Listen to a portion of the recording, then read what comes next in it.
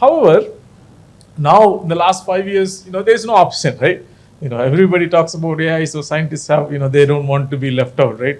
So, but then we do realize, at least these are some of my categorizations, where AI is used, right? So one is, we know how things work, but then it's tedious. For example, if I have to go through, 100 different pathology images, it takes a very, very long time, right?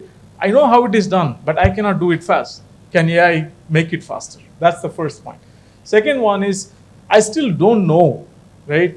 Somebody the other day talking about taking the retinal images and then diagnosing the fatty liver. That doesn't make sense, right? You ask any doctor or anybody who's, who understands a little bit of this, it doesn't make sense, right? But then maybe it works, maybe it doesn't, right? There are things that we don't understand. Maybe there is a relationship that we have not understood it, right? And so on. And then the third one is, we understand, but we don't know how to code, right? We know how to do it, but I don't know how to code. That means, there is no way I can use rules-based method. And then finally, the most interesting ones are what are called inverse problems. Okay, so these are going to be, I think, how much time do I have? 30 seconds, okay. I'll take 1.5 minutes and then close. Yes.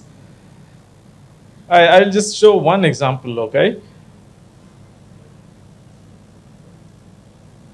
Okay, so one of the most popular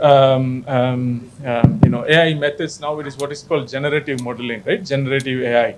Okay, so again, this is not, this come up because of the success of LLMs and so on. But, what we want to do is, most of the times in research is, I bring something to the table and then find out what it is useful for, right? Or what it is, or and understand the properties, or bring a molecule and say whether this molecule will work or not, right? So it's like asking this question of, I want to make a pizza, right? I will actually go and ask or find in a computer saying, how do I make a pizza? It's not like I say, okay, I'm going to put these together in some form, will I get pizza, right? That's never going to work, right? So the traditional ways of drug discovery is this. I'm going to put together some of these things, and then will I get a pizza, right? So now generative AI helps asking the question the other way around. I want pizza, how do I make it? Or you tell me how to make it, or you make it for me, right? So that's basically the idea. I will show one example again where we used the GPT architecture. Again, I'm showing this example because all of us know about GPT to some extent, where it's a transformer-based model which generates new text, right? So now can we use this GPT technology to generate new molecules? Okay, so I don't want to be a bias, or I don't want to bring anything to the table. I want the AI to figure out, for this particular disease, come up with a molecule which will actually act as a drug. Okay, so that's basically the idea. So now we have a generator model which will start generating new molecules. And then what is the objective? I don't want anything random. I want a molecule which binds to a specific target. I want the molecule to be soluble. I want the molecule to be less toxic.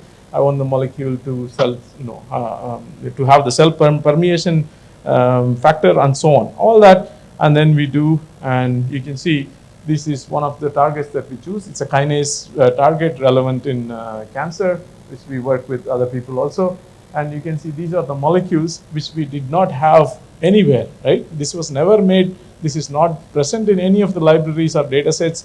These are molecules that are generated by the AI.